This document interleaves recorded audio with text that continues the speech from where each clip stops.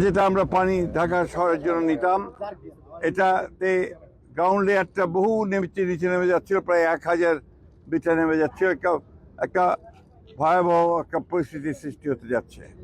সেটাকে মোকাবেলা করার জন্য মেঘনা থেকে পানি নিয়ে এসে পানিকে ট্রিটমেন্ট করে ঢাকা মহানগরীর নাগরিকদের পানি সরবরাহ করার ওয়াসা এই প্রজেক্ট গ্রহণ করেছে।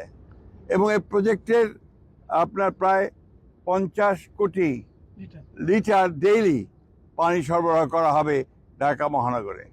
প্রায় 10,000 কোটি টাকা ব্যয় এই প্রজেক্ট নেওয়া হয়েছিল এবং এটা প্রায় শেষের দিকে 97% প্রায় আপনার শেষ হয়ে এসছে। ছোটোখাটো দু একটা আপনার কাজ আছে, সেই কাজগুলো শেষ করে আমরা আশা করছি যে আগামী 1 বছরের মধ্যে এই প্রজেক্ট কমপ্লিট হবে এবং তখন ঢাকা শহরে আপনার first phase of this project আমরা শেষ করতে পারবো। এরপরে আবার একটা প্রজেক্ট নেওয়ার চিন্তা আছে, যেটাতে আমরা 100 মিলিয়ন কোটি 50 কোটি পানি আমরা ঢাকা শহরে দিতে পারবো। এটা দুটো মিলে 100 হবে এবং এইভাবেই আমাদেরকে আপনার সারফেস ওয়াটারকে ব্যবহার করতে হবে, আপনার ভূগর্ভস্থ পানিকে বাদ দিয়ে। এই প্রোগ্রাম দেখা